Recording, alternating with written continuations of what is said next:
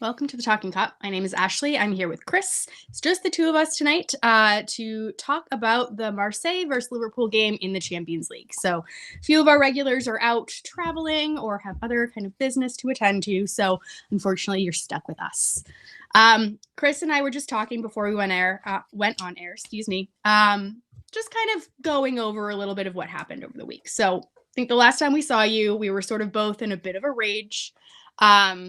Getting over the immediate aftermath of drawing to the ever so strong Burnley team. And I just wanted to kind of reflect on that. Just see maybe if having a couple of days just to kind of get over the initial rage, if any of that has subsided, if any thoughts have changed, if your perspective has changed at all. How are you feeling? Just about the club in general before we go into the pre-match. Obviously the rage has gone down. If you haven't seen the rage, go and join Patreon. You'll see the warts and all from all of us, which they get quite heated. If I'm honest, no, I kind of look at the club going, everything about the club at the moment feels lost. The manager looks lost. The players look lost. Off the pitch looks confused. And I keep looking, going, look, if your glass half full, you can go, that first hour, you might go, fuck it, great. We're going in the right direction. We're creating chances. It started to look a bit more like what we saw last season, probably with like an extra goal, but it's looking good. But as soon as it went to 1-1, it just went into panic stations. And the annoying stat I saw yesterday was we had 32 shots. I was like, which is quite a lot. Sounds better than it actually was. Sounds better than it actually was. But then it says from 87 minutes until the end of the game, which is 7 minutes at a time, Liverpool didn't have a shot. Yeah, I've heard a lot of people talking about that extra time period being the thing that actually like zapped them more than anything else, that did their heads in. And I think the Alexa made a good point in the Anfield wrap, which is people are going into the game. Obviously, he's talking from his perspective. He went to the game, but I know where he's come from a couple of games I've been to. People are going into the game pissed off. Partly because the queues and everything. Partly because of the queues. Partly because they're playing shite. Partly because they go in, the squad's not deep enough. Partly because the football's boring. And then he says, "You're not winning against the worst side in the league. In the last 17 games, they're ranked bottom. They're ranked worse than Wolves. Mm-hmm. They are horrendous in any way, shape, or form." And I didn't realize it until I watched it back. Christ knows why I watched it back, but I watched it back just to sort of think, you watched the whole game back? Extended highlights, but I was watching it back. Going, glutton for punishment? I want to see maybe it was a bit of an overreaction. Maybe it actually wasn't as bad as I thought. And I watched it and went, I can now see why there was annoyance over Szoboszlai. As in, there's quite a few counter-attacks where as soon as it got to him, he put his foot on the ball, slowed it right down, but then didn't go forward, recycled it back. But he did it so many times, which I know people were getting annoyed with, that I got to the point where I was going like, that must be under instruction. Mm-hmm. It just feels, and the best way I think is Liverpool play with the handbrake on. And I can understand the arguments for the squad isn't given enough depth in the summer, and that's true. But also the manager is not getting the best out the players he wants. And I'm with Ian Ryan here, which is that argument kind of falls on the floor about the squad when you don't beat any of the promoted sides and you lose at home to Forest. It can sound entitled. It can sound like, you think you should, but Liverpool should be beating the three promoter sides at home. They shouldn't have dropped points away at Leeds when you're 2-0 up with half hour to go. And you should be losing at 3-0 home at to Forest. All 5 of those games are not good enough results. And I think if you'd won the others and Burnley had happened like it was, you could then just say, it's one of them. Yeah, I've heard that thrown around quite a lot. But because there have been so many substandard poor points, you're a bit like, you can't really get away with it. It's just one of them. Especially when you look how tight the league is now, because literally we're fourth by a point. You look at those games against the three promoted sides and Forest, the games you should be winning, you probably would be second. Surprisingly. Yeah. And yeah, so the phrase I've said to you is, there's 2 things that I've said about Liverpool at the moment is, we feel like we're treading water for a decision to be made. Whether they back him, they sack him. Interesting that Paul Joyce came out saying, not only is Slot got 18 months left, which we all knew, so was Hughes and Edwards. Mm-hmm. Yep, it's sort of a package deal. Although I don't think they'll be fired as a package deal. Like if Slot goes in the summer, I don't think all of them go. No, but I wonder if that's also an FSG leak to say. I mean, it's not a secret. It's not a secret, but is it their way of emphasising going, the pressure's on you two boys as well? Yes, yeah, I mean, they're all going to be under reassessment. Yeah, so there's that, but it just feels to me the last 6 months of Houllier. I love Gerard Houllier. He made Liverpool he made Liverpool a real serious club after being a bit of a basket case in the 90s. Because we just, he got us more serious in Europe. He raised the expectations that, you should be challenging for things. You should want to win things, which ultimately was cost him his job because he eventually didn't live up to that expectation that he set. But the football in the last 6 months of Houllier was like this. It was turgid. It was slow. It was boring. You couldn't guarantee who you would beat, whether it was Burnley, whether it was Man City. You were like, I don't know. The only thing that's made the only interesting point, I think, I'm not sure I phrased this right, that Neil pointed out was in the last 4 Premier League games for the top 6. It's the last 4 game weeks actually for the top 6. Last 4 game weeks for top 6. Yeah, there's only been 5 wins. There's only been 5 wins. I said, now he says, a couple of them play each other, but I think he says there was a potential for, if they'd all won, about 20 wins. The fact there's only 5 across the top 6 sort of shows it's a combination of maybe the top 6 is the top 6 not as strong as it used to be, or as someone pointed out, if you look at the ones below 6th, if you look at their squads, while there isn't maybe the quality of a top 6 like a Liverpool, the drop off between the starter and the backup are quite similar. They're quite similar levels. Whereas for Liverpool, like City have this a little bit. Tottenham definitely have this problem. Arsenal less so, but they had it last year, which is you have your sort of main 14, and behind that 14 is quite a drop. Like, look, the drop off to Haaland is massive because it's fucking Erling Haaland. You're going to have that. Like we've got that in a few areas. Whereas maybe if you look at Brentford, you go, the backup to him isn't as good as Igor, but the gap between him and Igor isn't as big. So you know what I mean. You can sort of make do and amends for most of the squads, and it's not too bad. So yeah, but I can't say I feel enthused, and I don't know what to expect tomorrow because do we see the Liverpool performance that we saw away at Inter, which worked really well, though, and that, to be honest, our form in Europe in general hasn't been too bad. We've had obviously the PSV result and the Galatasaray result game, but in general, actually, Europe hasn't been too bad, and it might suit us because the Derby sides aren't known for sitting in low blocks and sitting deep. But again, they're another back 3 side, and our record against back 3s is woeful this season. Yeah, I feel like they're a different kind of back 3. They're a very attacking, and we'll get to them. They're a different. We'll get to them in a minute. Threat. They're a threat in a different way. They will put us under pressure in a different way, but they may give us opportunities which a Burnley wouldn't do because they would sit much deeper. Yeah, so I want to leave Marseille just for a moment because I want to kind of close the chapter on this weekend. And so one of the things that I was noticing, and this is what I kind of told you before we went on air, is just that it seemed like a lot of people were trying to not necessarily come away off of the ledge of Slot out, but just trying to add a little bit of perspective to the whole story. And so I set myself the unenviable task of going through all the data to try to kind of figure out if I was playing devil's advocate and if I was sitting in FSG's shoes, what would be the reasons why I would keep Arne Slot? And some of the things that I came up with, and I'm just going to read them out. They're not my personal opinion, but just to kind of add a little bit of perspective to the whole thing. So one of the facts that I found was basically that the Reds' current 10-game unbeaten run is has us picking up 1.8 points per game. And that is the average points per game by 4th place teams in their Premier League history. So 1.8 is the average, and that's what we're currently running at in this current unbeaten run. So that doesn't include like the massive drop off that we had where we had those however many games without a win. But the current form that we're on is currently a 4th place team form. Slot still has a 61% win rate overall when you include Champions League games and cup games. Again, I'm just throwing it out there just for a little bit of balance, so we're not all doom and gloom.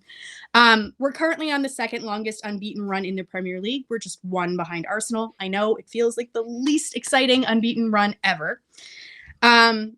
We're creating a nearly identical XG to Arsenal in the Champions League. And we're fourth overall in that competition for shots created. And then finally, that Slot and Klopp have nearly identical win rates across all competitions, although much smaller sample size for Slot. So those were my kind of small little 5 bullet points that I had. And then I went into sort of a deep dive about the club and the data and what was going on with the data. And I don't want to get into too much nuance because I don't have the graphs that I want to throw up today. So maybe we'll do this in a separate show. But basically, our performances against top 6 sides are actually really good. So against teams like an Arsenal, against teams like, forgetting that there's been wipeouts against both of the Manchester teams, but against kind of the upper echelons of what you would consider top teams, we're actually quite good. What's skewing all of our results, which is a surprise to nobody, is this low block idea. And that is actually, it's more of a tactical weakness than it is just a complete disintegration of the team. So the team is still doing a lot of good things, but when you set it up against a low block, all of it falls apart. And it just, I think that's what's leaving us all scratching our heads. That is what, feels like we're banging a head against a wall, like especially this run of games recently that we've had where we felt like it's an easier run, but in reality, we're just facing low block after low block after low block. And so again, I just wanted to throw some of those things out there because I think we got accused the other day of being almost too doom and gloom. And I just want to make sure that there is a little bit of perspective. Now, that doesn't mean that I personally think that Slot should stay and be our coach for next year or anything like that. But again, just trying to figure out where FSG's heads are at. And do they think that there's enough data here behind just like the immediate results? Do they think there's enough there to say that Slot hasn't lost the dressing room, that he does have a plan, and that he's improving certain players? And the final thing that I really did want to touch on is I do think we're seeing some improvement in certain players. I think that we're seeing improvement in Kirkes. I think we're seeing improvement in Verts. I think Ekitike looks bright in Frimpong, which are all kind of new signings. So the new signings are doing the business, or they're starting to do the business. But again, we talked about this, Chris. It's the old heads that I am really struggling with in our team. And they're the ones that are not necessarily, coming to the table or coming to the fore. Now, I don't know what your thoughts on that are. I just think that right now it's important that we remember that, this is where we're at. I don't think FSG are going to pull the plug on Slot. If they do, it would shock me. Unless something crazy happened over the next couple of days and we got embarrassed by Marseille and Bournemouth, it would shock me if they sacked him. I mean, my thought was if he was going to go, does that change anything for you? Do any of those facts change anything for you, or is it still just no? Not massively, no. Okay. But I do see where they're coming. Again, just devil's advocate stuff. I do see where they're coming from, and we went through some of the devil's advocate stuff of like, could the board say this, and why would which probably which would be Billy Hogan or probably Edwards to justify the situation. And I'm like, yeah, but I think some of these issues were foreseen. Now, people don't like us talk about this. There is the unknown impact, human impact of the summer. We'll leave it at that. Which is going to affect the older heads because of who it was and how it impacted them. So that is a factor. When people like to believe that or not, it is. It isn't the only factor, but it is a factor. It's a big one. But I don't know. It feels like I feel some of this is almost like Liverpool caught off guard because some of the things that are coming out recently from the club, I'm a bit like, but none of these should have been a surprise to you. As in, it took us ages to get Isak fit. Well, you knew he hadn't trained or played since early May. Not really a surprise. Joe Gomez can't stay fit. Not really a surprise. Slot isn't going to use Chiesa very much isn't really a surprise. you know, these are sort of things I'm going like, yeah, you haven't left, you got rid of pace on the wing and didn't put any more pace back on the wing, apart from a very young player. Is that a surprise at Zoe? Not really. There's just too many things I'm like, going, yeah, they don't really work. I mean, this unbeaten. I know people are saying like it'd be mad to sack him on an unbeaten run. I think when they sacked Brendan Rodgers, he was 6 unbeaten. But they also, I mean, I think part of the noise naturally is because Alonso's out of the job and he's sitting there. Like, if there is a world with the reason they sacked Brendan is because they could bring Klopp in and it was right there and they chose to make that decision. So I don't, we're all just guessing hypothetically. The ITKs on the internet are going crazy. They're saying, oh, Alonso's waiting in the wings. If Liverpool call, he'll drop everything. There's also people saying he wants a few months off. So nobody really knows. Yeah, but but either option could be true. The other thing with Alonso is if it was the manager's go and it was Alonso's style of football and style of management, for bits I've seen, is closer to how Slot is than how Klopp was. I think the Anfield Rap pointed that out as well, where it's like it's not heavy metal football. It's not heavy metal football. It is very possession based. It's a different style, but it's still very heavy possession based. Alonso as a person, as a character, is a bit more, probably like Slot, a bit more withheld, a bit more thoughtful. Isn't going to be doing fist pumps to the crowd and all that sort of stuff. That's just not his game. Whereas if you looked at, say, throw a name, Luis Enrique, probably his style of football and his style as a manager probably is more going back to the Klopp way. Now, listen, I'm not saying you can't do it because as someone pointed out in I think it was the Anfield Rapper, a few pointed out is Slot had the ultimate shit show of a job to do, which was take over from Klopp. And if he goes after 2 years, you have to say, look, as a manager who took over, an icon at the club, it's not the worst job. He won the league in his first season. And if he gets to top 4, you go, okay, yeah, second season didn't work out, but so be it.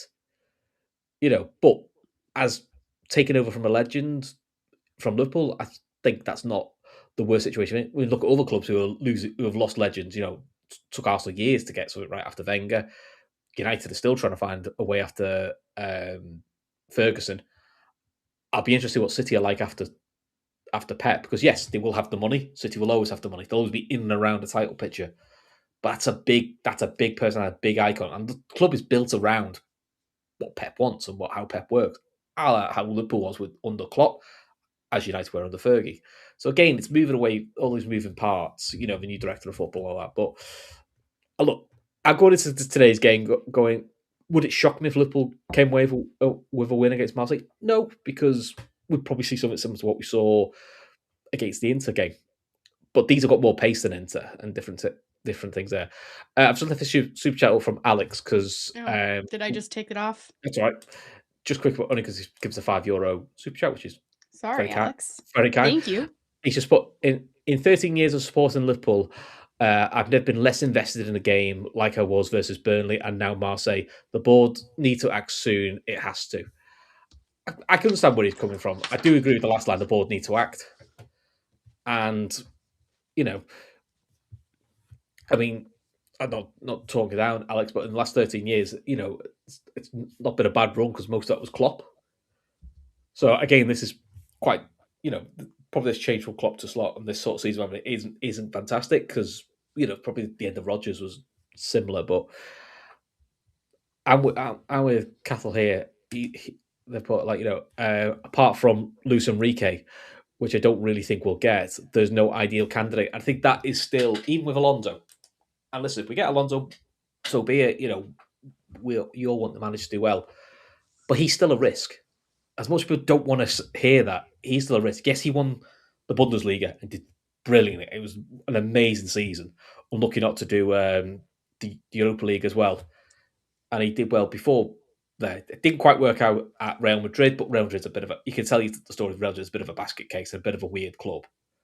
But he's still a manager who's got 5-6 years as a manager. Very similar to Slot. League title in Holland, not as strong a league as the Bundesliga, granted. But the Premier League is. But then he's won the Premier League, which is a stronger league than the Bundesliga. So, again, you sort of swap in experience level for experience level. There But is a little bit of the grass is always greener on the other side of course here there is. with the two of these coaches, which is And the not to fact say that Alonso is Liverpool not a fantastic coach. and despite what the club say, Liverpool did try and pursue him first time before he went to Real Madrid. So it is someone who's on their radar. Oh, So 100%. so it's someone that they obviously feel could work. So that's the biggest Look, pressure for Slot now is this unbeaten run is not that inspirational. There's too many draws against sides that you expect Liverpool to beat. And then you're looking going, but there's the guy that the club also wanted, and he's now available now. And there's the fear, probably, with some of the fan base, and I can understand this, which is, what if you don't get Alonso? What if he decides to go, I'm going to try the Man City project? well, Or, if that's well, the case, then he's probably not the right coach for us if he is really going to go to Man City. well, But there's also, you can understand why people are nervous about it, as in, like, they're going. but we're such a glass half empty club, though. Like, At the moment, we are. We like, Yeah. I do feel like it's important to remember that, look, after the World Cup, there's going to be a slew of really talented coaches available. Whether that, and I'm, if I name some, people are going to be like, well, that's not a talented coach. But if you look across, sort of all the nations, you look at, that's really what's preventing a lot of, big teams from bringing in big name coaches is you've got a lot of young coaches that are engaged in the World Cup, which is unusual. Mm-hmm. Usually you have people that are kind of retired or at the end of their career. Yeah, but right now, older man's game, the international game. Yeah. And that just isn't the case right now. And I think, I think right now Liverpool fans, to me, at least I just, as an outsider looking in, they feel like they've just sort of reached ahead of sort of a confluence of issues. So, I think this weekend was a perfect example where you had, the Mark Wahey news that just felt like a kick in the teeth. And people were like, are you fucking kidding me? Like, he's going to go to City. Not only are we not going to get him, but he's going to go to our, our rival. And then you kind of follow that up with the Burnley game and the lack of scoring. And actually, I feel like for me, it was like the dangling of the carrot where we saw for 60 minutes, actually an improvement of the team. Because I thought they were playing better. I thought that their chance creation was better. And then you see that same sort of mental frailty, like seeping into the game, and you see the same kind of inability to rectify the mistakes coming in at the end of the game. So you saw the carrot, and then the carrot got taken away. Very similar to Mark Wahey. It's like the carrot's here, the carrot's gone. I feel like we've been playing this game of like, I don't know, just like I feel like a stupid fish where like the bait is there and I just keep going toward the bait and I never catch anything. And I feel like that is really what's come to a head where it's like, I don't know how many times we can have this sort of bait and switch over and over and over again without voicing our opinions and without maybe hearing boos in the ground. And that is a sad point in Liverpool history across the board when there are boos in the ground. It's very rare. It should be noted when it happens. It's happening for a reason. And fans, they're allowed to voice their opinion. They don't really have any other way of doing so. And I'm not buying this line, which somebody from the Echoes pointed in, saying, we haven't had a crowd for ages, because as soon as Liverpool don't win or we go on a run, it's always the makeup of the crowd's wrong. I'm like, I feel like what was really interesting that was pointed out to me today, Chris, and I don't know if you've heard this fact, but like the last time we went on a run like this was during COVID. Like there was no one in the ground. So maybe we would have heard boos back then when shit was hitting the fan for Klopp. But there was no one there. So it feels like it's been forever, but also we've had this kind of moment where the fans weren't able to speak anyways. Yeah. There is that element. But I mean, I've been to a couple of games this season. And look, where I sit in the lower Kenny, it's mainly season ticket holders, and it's season tickets that I've seen there for donkey's years. Even when I used to go with my granddad, they've been there. And even some of them, what was that, like the Leeds game, when it got to 10 minutes to go, loads of them get, but I'll get off. Why? And you can hear them all saying, said, we ain't scoring today. Or it's not happening. It's too slow. I've seen this too many times this season, and some just got up and left. And they're all saying the same thing. They're all saying the same thing. So it's not an online thing where everyone's going, it's traveling fans, or it's just these people, the tourists, whatever weird stuff people get shouted at. I thought, look, most of the ones who sit by me, they're all Scousers or North Wales, and they're like, and they go week in, week out. And I've seen them there for years, and they get up, and some of them were like, "Shite, this it's not happening." I'm not saying they booed, but they made the points clear. Which is, fuck it, 5 minutes to go, 5 minutes ago, I'm going. There's no point. And Liverpool haven't been doing that for the last 10 years or so. Alex is back again with another super chat. Thank you again, Alex. This team has been going nowhere for the last 6 months. No justifications for me of any kind. I see no ideas. Just a manager that fights to keep his job, not to win games for LFC. It is what it is. I think the no justifications is a bit harsh, because I think there are reasons. Whether people to choose to believe them or want to accept them, that's fine. I also have the belief with Kev, which is, okay, you sack Slot today, tomorrow, whatever. Whoever you bring in has still got a squad that went into the season two players light. Is now 5 light because of the 3 major injuries. Doesn't look like we're going to bring anybody in, so you haven't got much else. And it's a side that is low on confidence, low on energy, some look low on fitness. But do you get it is what it is. The tools are going to be the same for either person. Now, do you get like when Klopp came in, where he had a pretty average squad, but he got it going, and he got it to do well in Europe. It fell away in the league, and he built up to it. Do you have we've just seen the upturn with Carrick. Granted, it's one game against Man City, but you saw that Man United side. That's the most I've seen Man United run, move, and look exciting in about 2 years. They always look that way after they get a manager sacked. Exactly, but could it just be fresh voice, fresh ideas, a fresh take? Might just lift the shackles up, but it can. We've seen it can go the other way. It can take 6 months for a new manager to get the settling, because the gap's so big. It's the risk and reward. And but again, that's what FSG and Hughes are paid for. You've got to make big decisions. At the moment, their decision seems to be not making one. Their decision right now is the devil they know. Yeah, that's what they're choosing, and honestly, that's why I pulled up that number out of in the beginning of the show, where if we're going at 1.8 points per game in our current iteration, so taking the catastrophe of the fallout, that is enough to get us to top 4. And if that's all he's doing, again, better the devil than the possibility of it all going to shit. And there's also the additional funding that it would cost to sack Slot, which again, for a club like Liverpool, who do kind of count every single penny or whatever you want to call it, that will come into play. I'm not saying that's the reason they're not sacking him, but it will come into play.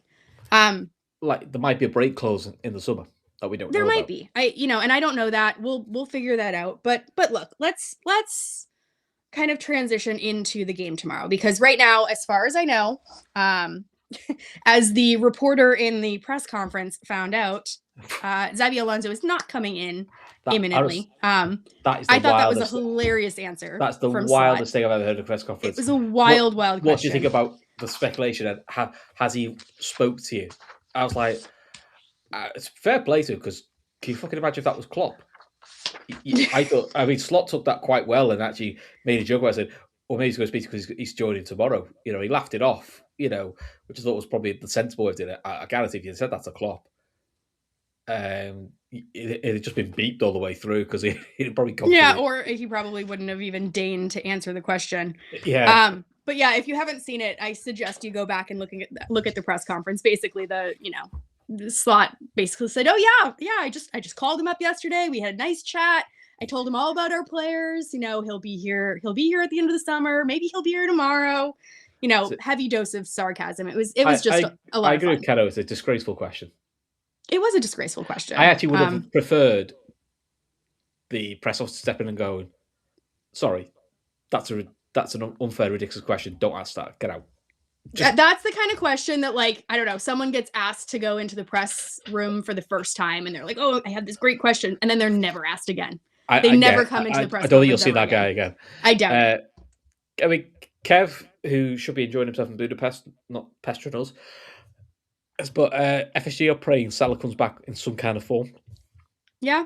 Slot touched on this in the press conference. He was asked pretty bluntly, when Salah left, things were not all rosy. Where is your relationship now? And Slot basically kind of said from his perspective, look, I dropped him for one game. I didn't take him to one game. And then I used him as a sub in one game. And that was all that really happened. He's kind of pushed everything else under the rug. And that's fair. He obviously doesn't want to prolong that. But, he said... He also needs the player. Of course he needs the player. Of course he needs the player. FSG need the player. We need the player. The team needs the player. I thought it was very clever of him to kind of talk about, his record and, to speak about him in kind of glowing regards. He talked about some of the other players that played there as well, sort of giving them their due. But, look, that's where Mo Salah plays. We need goals. That is one of the critical missing ingredients to what's going on right now. If we are going to hang our hat on this idea that the buildup is getting a little bit better, that Florian Wirtz is getting a little bit better, that our wingbacks are getting a little bit better, well, we do need an elite striker to put that away. So we have Ekitike. Thank God he's come back. He looks bright. But, we have Cody Gakpo on the other side that is not pulling up any trees. And unfortunately, we're stuck with him for now.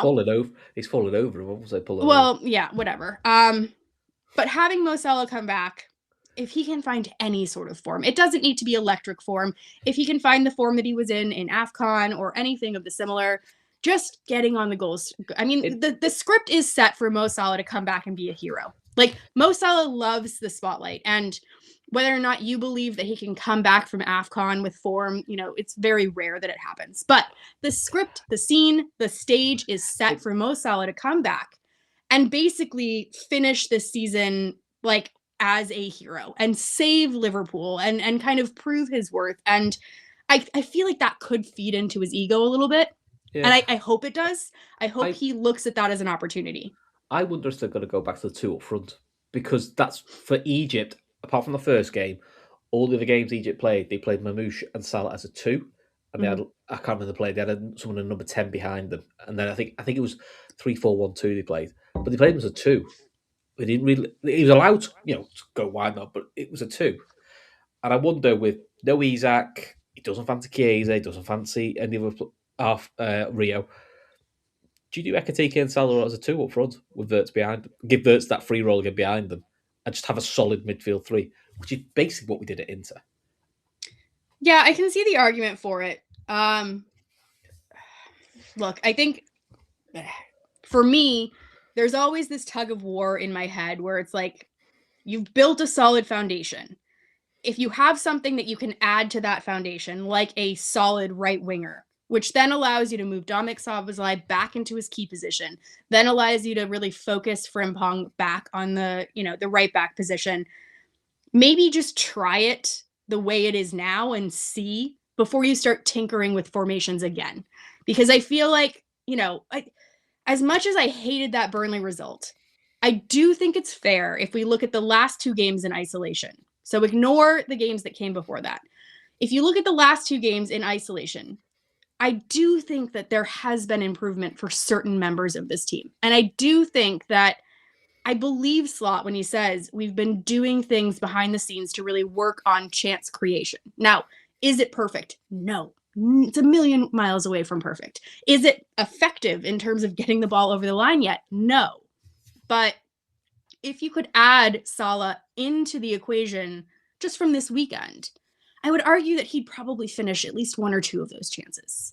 Yeah. And it's like, can we build on something before we shake it all up and start over again? But my thought was he might go to two o'clock. One, because he's used it in Europe twice away in Europe. He's used it in Leverkusen and he's used it in Inter.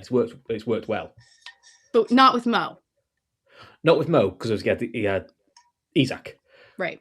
But we don't have an Isak. But my thought is, if you played Ekitike and Mo could still do his kind of what he used to do. More, instead of from right wing, more central. It'll allow Ekitike to drop deep, which it actually is his game. He likes to drop deep. He likes to get involved with play. I think it also saves Mo's legs, because you're not asking him to do doggies up and down the pitch or beat his winger. I think he's quick enough that actually he would cause centre-backs a problem. I mean, and you I still keep like them it close as to you. I actually like it going forward. I think long term that is the plan going forward. I don't know about tomorrow because I think Kev's right. You know, the reason Frimpong's so effective is because there's no one in front of him.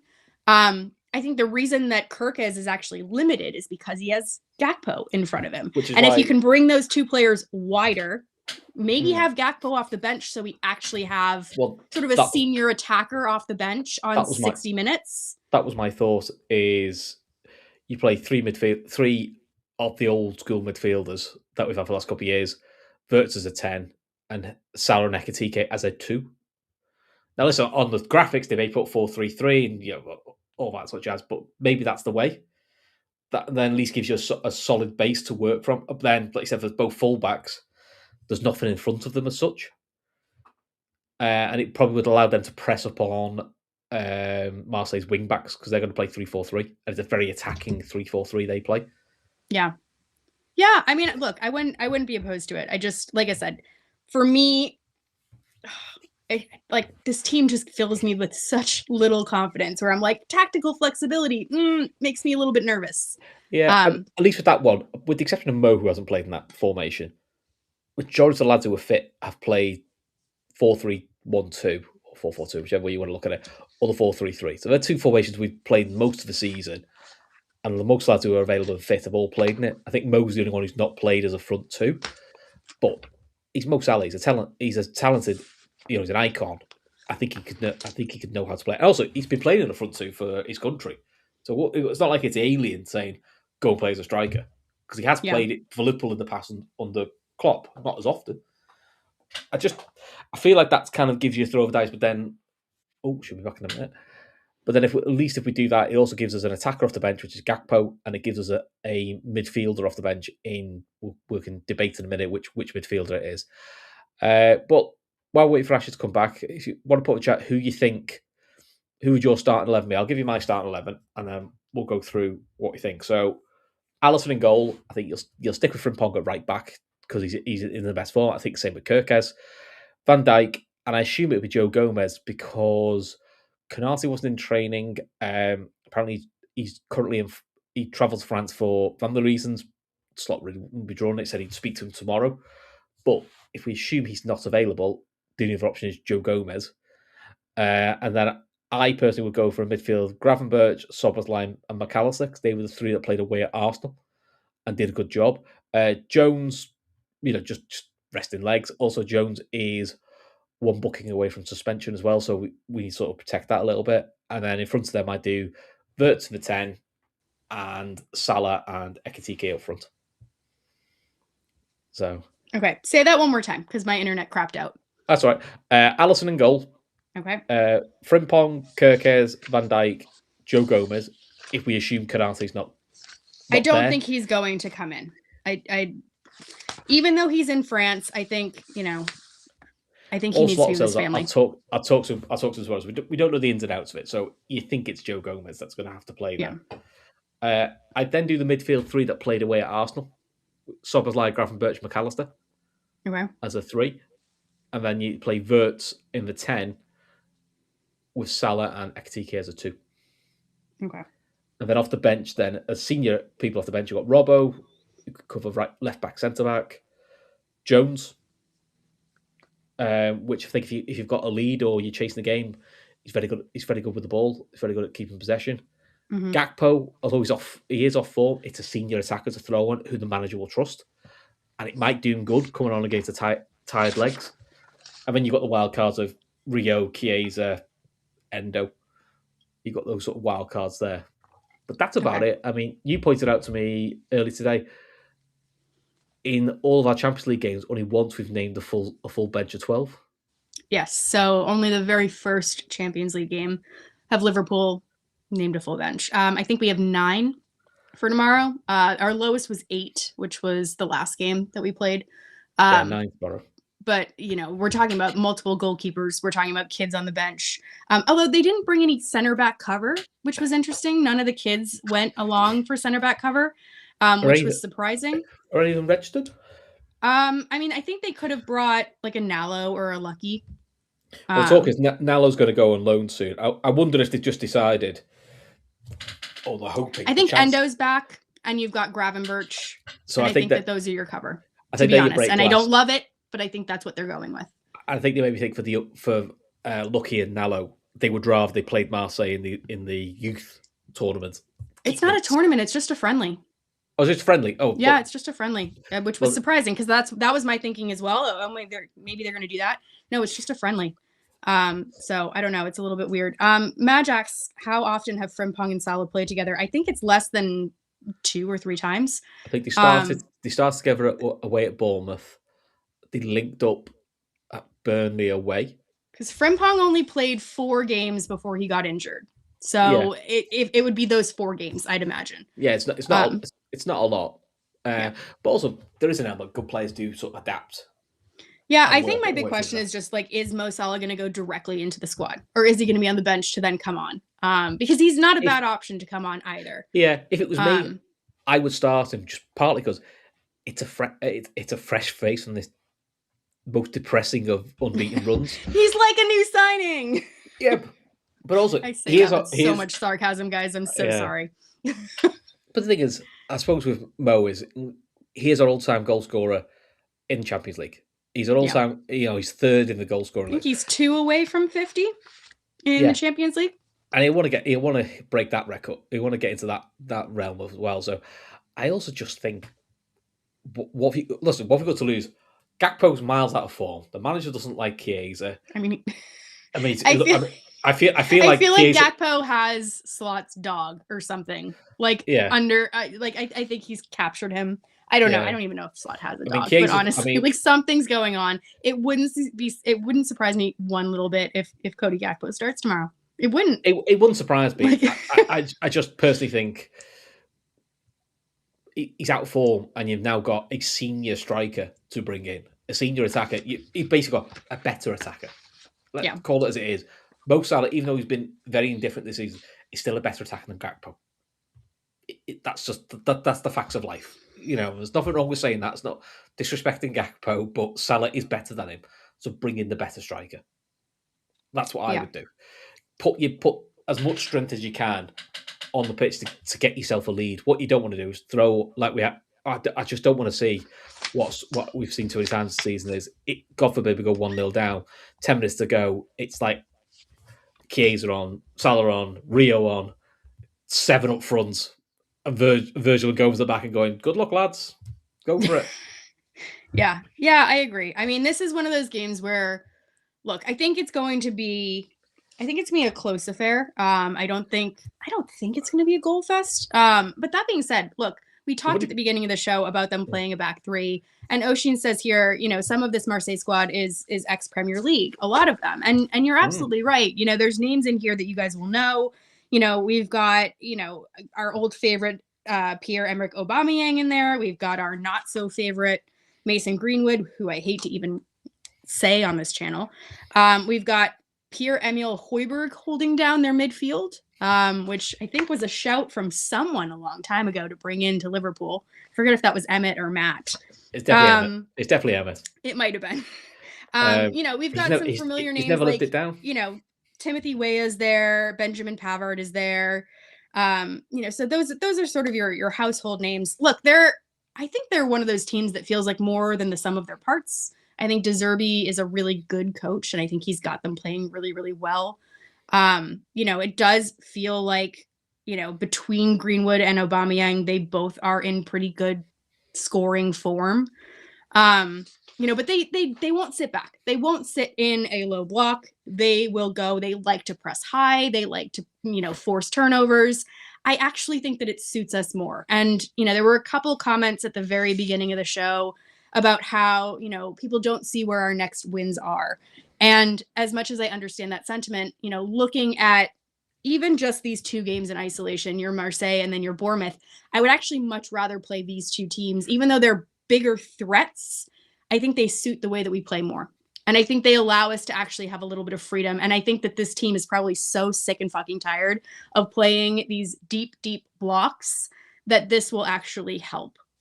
Because that's when we see the best from this team. Like when we play against a Villa, that's when you see the best of this team come out. So I hope that that's what we're going to see tomorrow. And I think, if you listen to, the comments from the players themselves, Milos Kerkez came out today, talked about how Virgil called a squad meeting. Apparently Slot didn't even know that happened. You've heard very, very similar messaging coming out from Virgil and then Kerkez again today, where it's like, we understand the frustration of the fans. It's not something we're trying to do deliberately. They're all taking full responsibility for, there are drops in attention at 60 minutes. There are mistakes that are slipping in. They've talked about fatigue. They've talked about trying to rectify those mistakes. And look, actions speak louder than words. So they can say all these things until their face is blue, but they do actually need to put a performance in on the pitch. And all of them have said, the ones that have come out and spoken, that they do want to put a performance out there on the pitch for the fans. I hope that means that they can find the right balance, because I don't want them going like helter skelter, trying to kind of just, prove a point per se. I do think this is going to be a balance. And like the one thing that I've seen repetitively said about Marseille is that they can be a very emotional team, which sounds like us. And, one of the things that I've heard or read is basically that, they tend to get swayed really easily by who scores the first goal. So again, very much like us. They seem to really just be fragile in the same way that we are. So this feels very much like first goal has a big say in the outcome of this game. I don't know if you've seen that. I don't know if people in the chat agree with that. Thor's making the point that I forgot to mention our favorite Neil Mopay. Yes, he's there too. I shouldn't forget him. He's not registered for Champions League though, apparently. Is he not? That's a shame. Well, he'll put on some like great Twitter tweets and stuff. That is his kind of go-to. But yeah, I don't know. I mean, I feel like what do you think if you're in this dressing room? Like, what do you think that the messaging is? Do you think that, it's still a European away game? It's about sitting tight. It's about defending. And then we kind of break. Do you think that that's the game plan? I think that's the game plan. Okay. I think it's going to be almost a repeat of how we played against Arsenal. Difference is we've got against Arsenal we had no strikers. We had no Salah. We had no Ekitike. So we had no natural goal threat. Yeah. We've got two in the squad now. That's why I think that will work. That's why I'm saying stick with the midfield that played against Arsenal. I know McAllister's form's been up and down this season, but actually when we played that style, he played very well in it. But listen, if he starts Jones over McAllister, I'm not particularly bothered either way, to be honest, because Jones has actually had a good season. It's interesting because in the Champions League, actually, Marseille and Liverpool have the two longest runs of no draws. Which is just, I don't know. We have this. So you're telling me it's going to be 0-0? Well, you know what? And that maybe, maybe. But it is really weird. I think it's like 30. So Marseille are on a run of 30 Champions League games without a draw. So it's, their record is 8 wins and 22 losses. And then Liverpool have not drawn in their last 27. So it's 27-30. For Liverpool, it's 19 wins and 8 losses. So it's the two longest runs without a stalemate in the competition's history. So ever, which is just really interesting. So it'll probably be a 0-0 drab. Nothing will happen. Now that I said that. The message should be for Liverpool is look at tonight's results. Inter got beat by Arsenal. Big win let's for talk Arsenal. about those results, because I think that there's a lot that kind of threw people for a loop. And Dortmund got beat by Spurs. So Spurs are currently 4th in the group, and City lost. So if Liverpool win tomorrow, they have the potential to go as high as 4th. But realistically, if they win tomorrow, they are probably in the top 8, which then means you go into the Carabao game, depending on how the results go, knowing that potentially a draw might be enough, or a win, or just a win, not a goal difference win. So some results have actually gone our way. So yeah. So the eternal frustration with Liverpool is we've had this last 3 or 4 weeks. Results have gone away in the league, and they haven't capitalised. And I suppose that's got to be the question is, there's your option. Fuss in the throat now. Make sure that you don't have to play games in. We don't have to play games in Feb. Yeah. So just going through these results, we had Club Bruges taking the win early this morning. I don't know why that was such an early game. the big story of the day is, I think you pronounce it Buddha Glimt. I know it's spelled Bodo Glimt, but I think it's Buddha Glimt. That's what they were saying on my commentary. They won 3-1 against Man City, which was the Rodri was. You should watch that game if you want to rewatch a game, because they were all over the place. Now, granted, they had that young kid. Is it Max Aline, or I don't know how you pronounce his last name. I think he made a mistake. He made 2 mistakes for the first 2 goals. He was absolutely deer in the headlights. But that's, that does put the pressure on City. But City's midfield was so open. It was so and Rodri's going to miss their last match, so he got a second yellow. For the kind of tackle or pullback that he probably wouldn't have gotten penalized for in the Premier League, if we're being honest, because he gets away with a lot of things. But he's going to miss their last game. So again, and we don't know the status of Gonzalez in midfield, and we don't want to speculate on that. But that could be an issue for them. And then you had Spurs getting a big result against Dortmund. There was, a relatively, I would say harsh, but Champions League red card in that game quite early on. And, there was one goal from Solanke where he basically tripped and the ball went in. So a lot of things went in their favor, but Frank really needed that performance. So that puts Spurs in a really great place. Actually puts them up into the top 8 now. You had Sporting defeating PSG, again, a result I did not see coming. And then you had Arsenal triumphing over Inter. Fine, whatever. That guarantees Arsenal a spot in the top 8. Nothing really to say about them other than, they look like they're a well-oiled machine. And then Madrid triumphing over Monaco. Is there one that I'm missing? Olympiacos. They beat Leverkusen. So that kind of leaves the table up in the air a little bit. It's kind of hard to look at the table because half the teams haven't played. I know some of the chat will get very upset because they say, well, we're down to 11th. We are, but half of the teams haven't played. So half of the teams have a game in hand. But also, 8th, which is to get the top 8, is on 13 points. We're on 12. It's literally if we get a win tomorrow, for example, we'll be in 4th place. So again, that's sort of what's on the table for tomorrow. We can get into 4th place. You leapfrog City, you leapfrog PSG, you leapfrog Sporting. And Spurs. And Spurs. And Chelsea. So basically a lot of the big hitters. A lot of the big hitters, which is again got to be to your benefit for the last game against Karabakh.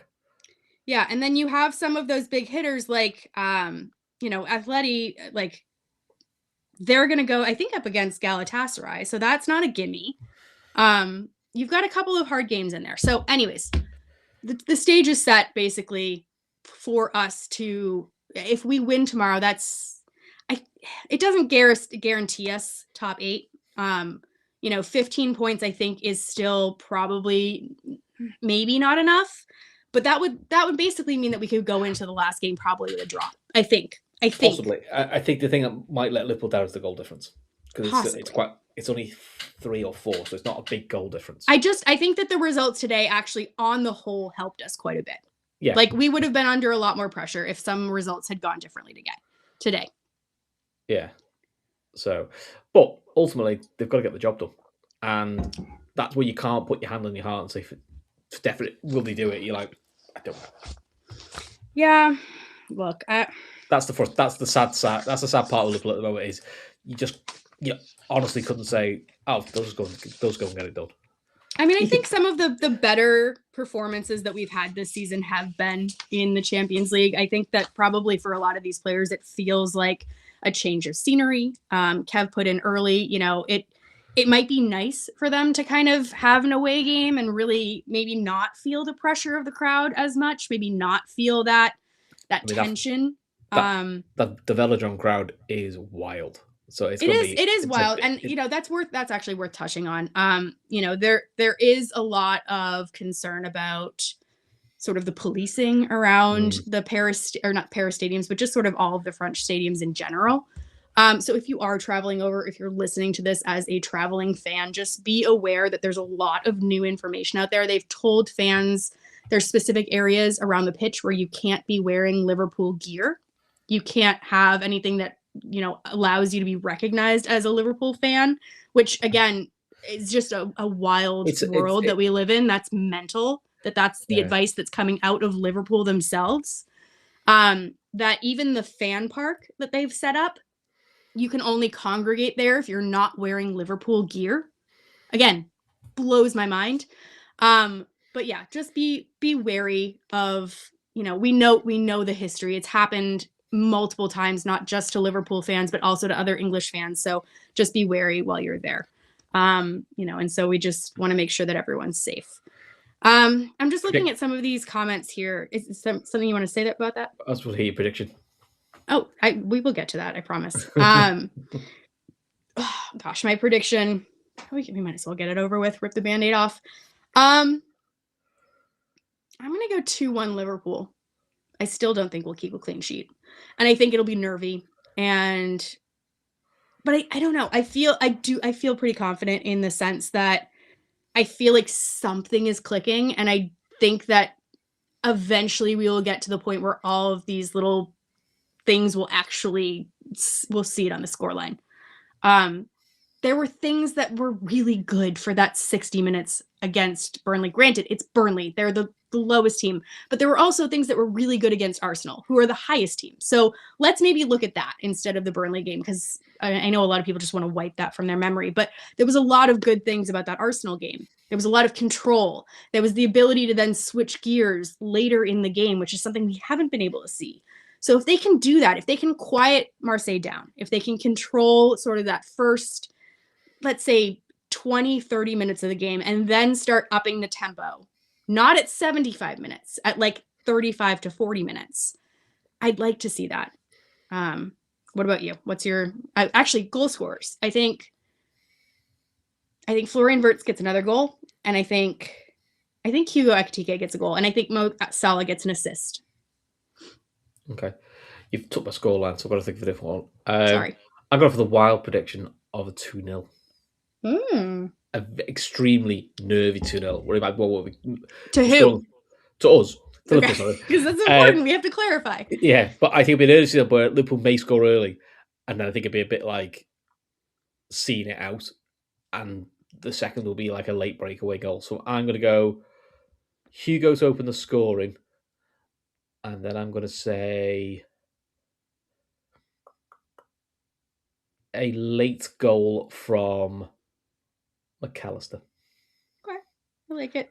Kev has the bold prediction of a Hugo hat-trick, which, we can totally do that. That'd be fantastic. I don't, John, a clean sheet. Wow. We got one against Arsenal. Bob says 1-1 Ekitike Greenwood. Kev also makes the point that, we just have to take our chances, that Newcastle created lots versus Marseille. They did. I mean, the one thing that, kind of killed Newcastle at the end was that sort of bang nature of their two goals. It was a big rick by Pope as well, wasn't it? Yeah. So, I don't think that you're looking at a team that is, vastly better than us or anything by any means. I think that if we can show up, in even not our best iteration, but in the Arsenal iteration or the Inter iteration, I think that we'll be okay. It's just as long as it's that iteration and not the PSV version of Liverpool, then we'll be okay. Avo's sticking his neck out with a 0-0. Thank you, Avo. He's being a shit house. Yeah. I did throw out that crazy stat, and I feel like, weirder things have happened. Walrus here says Mo gets one. I've told you, like, the stage is set for Mo to be a hero. So if he wants to come on and score a goal, especially imagine Mo Salah comes on late. I mean, I would prefer if he'd start, but if he came on late and then scored like a late winning goal as like his first contribution, I feel like that'd be fantastic. His first touch of the goal, he takes his shirt and just says "fuck off, slot." Slot out. I mean, no, we don't need this. We don't need this now. It was great until you created some drama there, Chris. I don't know. Oh, come on. It's been that sort of season. There's bound to be some sort of I know. It does feel like there's always something new. Like anytime that you think that you've seen all the things, Liverpool comes up with a way to come up with something new. Kev says that he always fancies Hugo going back to France, wanting to put on a show. I think there's a real shout on that. I think that Hugo, he feels like he's finding that form. And I really like the connection that's forming between him and Florian Wirtz. They are starting to feel like they're understanding one another, like in a little bit of like a Bobby Firmino Mane way, where they just kind of knew where they were going to be. Yeah, and I can't remember, I forget now, I put it in the chat earlier, but they said their option was to start Jones because they feel Jones has a nice link up with Wirtz as a bit of a. I do too. I think that's a big that's reason why Florian Wirtz has been able to kind of he's been platformed by Jones, I think is the word I'd use. Matt just put just a win, 2-4. Madge also says that his shirt would say "fuck Mane" underneath. To be fair, congrats to Mane. By the way, if you haven't seen that final, just go to Channel 4 app and just watch it from about 86 minutes onwards. It's fucking wild. If I had been able to watch that live, I would have loved to do like a live good process to that. Like if we could have done a live good process, like watching that would have been fantastic. That referee was fucking crack as he was. I honestly, there's so many things that are good process. We're still doing good process this week, by the way. That's going to be on Thursday, just because this game kind of interfered with that. So again, if you're interested in that, there is a Patreon link. I don't think it's up here right now. Right now, it's down below. It's in the description of the show. But fair play to Mane, two Africa Cup of Nations trophies. Apparently, he said after the post-match, that's me done internationally, which surprised me because I thought he would have done the World Cup. Yeah, I don't know if that's been confirmed yet. That was just an interview that he did. I don't know if he meant like in the African Cup of Nations. Possibly. I feel like there may have been context that was missing. Yeah. He did do the Hendo shuffle as well when he lifted the trophy, which was quite nice to see. And to be fair, him and Mo very respectful. And actually, he big Mo after it, and to be fair, Mo was very happy. I think they get on better actually now they don't play together. I think they're just two alpha males, very competitive, and that's what. To be fair, that's what put the best out of them. Two of the very best that have ever played for us, really. Yeah, I'd love peak Sadio Mane now. Oh, I think every single person in this world would. I think every team in this world would. Can you imagine peak Sadio Mane on the left wing for us now? Oh, jeez. And that's part of the problem. I think everyone's kind of like anyone that's ever going to be in the shadow, it's going to happen after Mo Salah leaves. Whoever comes in on the wing is going to be in the shadow of such a fantastic player. And it is going to be tough. But yeah, I don't know. I mean, I was glad to see Mane get everyone back on the pitch and have them finish that game. It felt like a touch of class from him to kind of do that. So. I mean, I don't know what the repercussions of that is going to be, but I mean, by the way, has anyone seen Diaz since? I think he sent a message out on Twitter and like just apologized profusely. Honestly, but that has to go down as one of the worst penalties I've ever seen. Yeah, I don't know. John asks, guys, was the Burnley Patreon show an audio only as I couldn't get the video? I'll check on that after the show, John. There should have been a video because we definitely did a lot of yelling and we definitely filmed a video. So I'll double check for you, John, and try to put that up there. The language of Ashley was unreal.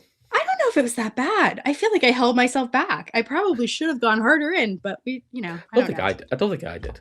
You did not hold back. You actually took on the baton of, all of my swearing, and there were people out there just championing you. That's a really hard word to say live. In the chat. So they really enjoyed your kind of no holds bars approach. I think it's like, I think everyone hits probably a breaking point in most seasons when you go like, oh, I've just had enough. And I think the Burnley game was like, I've just had enough now. I do not think you were alone. I really don't. I think everyone gets that point. But Neil Acton also makes a good point is there probably aren't many teams that probably are having a good time. Yeah. And I do think that it's important to kind of throw that into context. Like, look, this season, such a leveler with all of the shit ball, with all of these set pieces, all of like the time being taken off the clock. I mean, it's really interesting actually that IFAB went to a vote today actually to figure out how to deal with the time wasting, because they recognize that it's a problem and they've proposed, shot kind of timers for whether it's throw-ins, whether it's corners, whether it's goal kicks, whether it's substitutions. So they're really going to start to crack down on that. There's a lot of other rules that are sort of up in the air. There's nothing, I don't think anything got passed like imminently. The Wenger thing did not get passed. There is he's such, proposal. he's a great manager, Wenger, but he's such a weirdo since he's He is a been weirdo, but sick. I don't want to drop that because there's a proposal for the Canadian Premier League. I don't know if that's what it's called. Where's They're Matt going when to you need him? try out the Wenger offside law just in Canada. So for Matt, that's for you. There is a proposal to try it out there in 2026. Can we send So it's not Darwin? going to happen here. It's not going to happen in the Premier League, but they have decided to trial it somewhere. So if that gets approved, that would happen in 2026. So that'd be just interesting to follow along too. Can we send Darwin to Canada and see if he can break the rule? I think that would actually suit Darwin quite a lot. I really do. I think there are certain players that it would suit quite a lot. But yeah, no, it'll be interesting to kind of hear the feedback from the IFAB after that, because I haven't read any of the decisions yet. Kev's put throwing clock isn't a bad idea. It isn't to us because these ones are every set piece takes forever. Yeah, well, this season I think has the lowest kind of in-ball rate of any season that's happened so far. So we're basically kind of, do you remember like Dyche's football at peak Burnley, where you would basically get like 55 minutes of football and the rest would be out? We're doing that across the board. And it really is just, it's happening at so many different clubs. But that is probably a different show. Is there anything else that you want to touch on before we go? Because I don't think anything's happening in the transfer market, unfortunately. I haven't seen any new links. Have you? Not for us anyway. Loads for us people. Well, yeah, no, obviously. I haven't seen any new links. I think that there's a few youngsters that are going to go out on loan from the academy. We'll touch on that on a different show. Nobody really cares, if we're being completely honest. No, I think. But yeah, I think that's it, really. I mean, like, subscribe, join our Patreon. Details are in the description below. It costs a pint.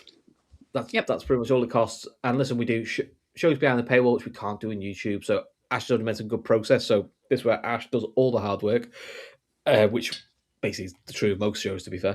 Ash will go through some of the big incidents from the weekend, but we're able to show highlights, actual video footage, and then say, what do we think? Good process, bad process. And then we sometimes watch old games. We've done the retro show where we look at old goals, which with Ash has been superb, because half these retro goals we show Ash was a toddler.